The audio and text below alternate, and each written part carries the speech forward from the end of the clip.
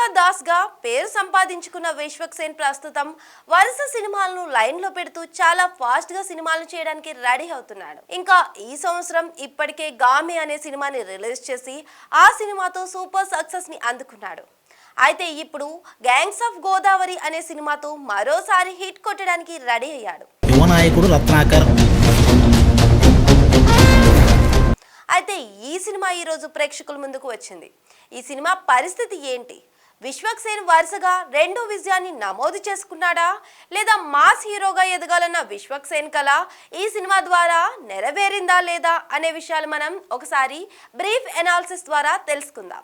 ముందుగా ఈ సినిమా కథ విషయానికి వస్తే, పని పాట లేకుండా తిరిగే ఒక కుర్రాడు ఊళ్ళో ఉన్న పాలిటిక్స్ ద్వారా జరుగుతున్న అన్యాయాలను చూస్తూ తట్టుకోలేక తను పాలిటిక్స్ లోకి ఎంటర్ అయ్యి రాజకీయం అనే వ్యవస్థని మార్చాలనే ఉద్దేశంతో రంగంలోకి దిగుతాడు. మరి మొత్తానికైతే ఆయన అనుకున్న విధంగానే చేయగలిగాడా, లేదా అతను ప్రేమించిన అమ్మాయి అతనికి సొంతమైందా లేదా అనే అంశాలతో ఈ సినిమా కథ సాగుతుంది.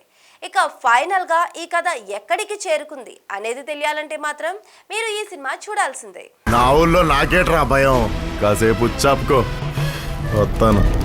ఇక ఈ సినిమా విశ్లేషణ విషయానికి వస్తే, డైరెక్టర్ కృష్ణ చైతన్య ఈ సినిమాని చాలా ఎంగేజింగ్ గా తీసుకెళ్లడానికి ప్రయత్నం అయితే చేశాడు. ఇక ఇంతకు ముందు తను చేసిన రౌడీ ఫెల్లో, చల్ మోహన్ రంగా సినిమాలతో పోలిస్తే ఇది చాలా డిఫరెంట్ సినిమా అనే చెప్పాలి. ఇక ఈ సినిమాని మాస్ యాంగిల్లో ఎంచుకుని మాస్ ప్రేక్షకుల్ని అలరించే ప్రయత్నం అయితే చేశాడు. ఇక విశ్వక్ సేన్ కూడా ఎక్కడ తగ్గకుండా ఈ సినిమాని తన భుజాల మీద మోసుకెళ్లాడని చెప్పాలి. ఈ సినిమా స్టార్టింగ్ ఎపిసోడ్ నుంచి ఎండింగ్ వరకు ప్రేక్షకుల్ని ఎంగేజ్ చేసే విధంగా సీన్లు రాసుకోవడం అనేది నార్మల్ విషయం కాదు. అయితే ఈ సినిమాలో ఫస్ట్ హాఫ్ లో మొదటి క్యారెక్టర్ ఎస్టాబ్లిష్మెంట్ కోసం కొంతవరకు టైం తీసుకున్నా కూడా మొదటి హాఫ్ అన్ అవర్ గడిచిన తర్వాత మాత్రం సినిమా చాలా ఫాస్ట్ గా వెళ్తుంది. ఇక ఇంటర్వెల్ బ్యాంగ్ అయితే నెక్స్ట్ లెవెల్లో ఉందని చెప్పాలి. ఇంకా ఇంటర్వెల్ తర్వాత సినిమా కొంచెం స్లోగా స్టార్ట్ అయినప్పటికీ మళ్ళీ ఒక హాఫ్ అన్ అవర్ తర్వాత సినిమాని పరుగులు పెట్టించారని చెప్పాలి.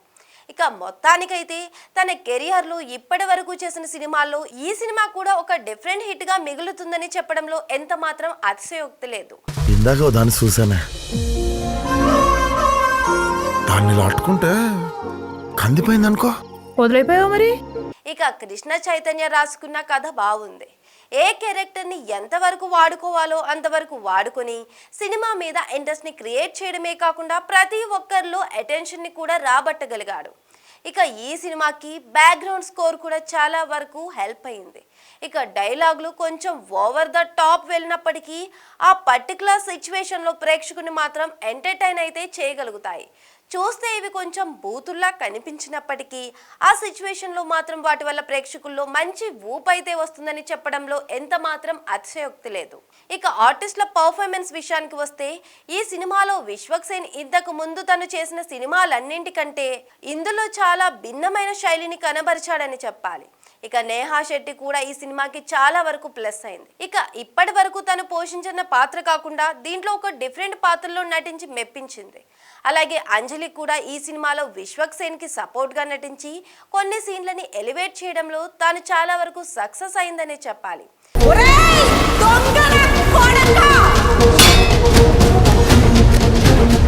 నాజర్ కూడా తనదైన పాత్రలు నటించి మెప్పించాడు. ఇక మిగిలిన ఆర్టిస్టులందరూ కూడా వాళ్ళ పాత్రల పరిధి మేరకు చాలా బాగా నటించారు. ఇక టెక్నికల్ అంశాల విషయానికి వస్తే, ఈ సినిమాకి మ్యూజిక్ అనేది చాలా వరకు హెల్ప్ అయింది. 1-2 సాంగ్స్ అయితే అద్భుతంగా ఉండడమే కాకుండా ప్రేక్షకుల్లో మంచి అటెన్షన్ అయితే క్రియేట్ చేశాయి. ఇక బ్యాక్గ్రౌండ్ స్కోర్ విషయానికి వస్తే, ఈ సినిమాలో కొన్ని ఇంపార్టెంట్ సీన్స్ లో బ్యాక్గ్రౌండ్ స్కోర్ ని అదరగొట్టారని చెప్పాలి. ఇక ఈ సినిమా సక్సెస్ లో ఇవి చాలా కీలక పాత్ర వహించాయి. విజువల్స్ కూడా ఈ సినిమాకి మరో ప్రధానమైన ఆకర్షణగా నిలిచాయి. ఇక ఇంతకు ముందు సినిమాలాగా మాదిరిగానే కాకుండా ఈ సినిమాలో విశ్వక్ సేన్ చాలా అందంగా కనిపించాడు. అలాగే తన క్యారెక్టర్లో ఉన్న వేరియేషన్స్ ని చూపిస్తూ నటించడంలో తాను 100% సక్సెస్ అయ్యాడు. ఇక సితారా ఎంటర్టైన్మెంట్స్ వాళ్ళు అందించిన ప్రొడక్షన్ వాల్యూస్ కూడా చాలా రిచ్ గా ఉన్నాయి.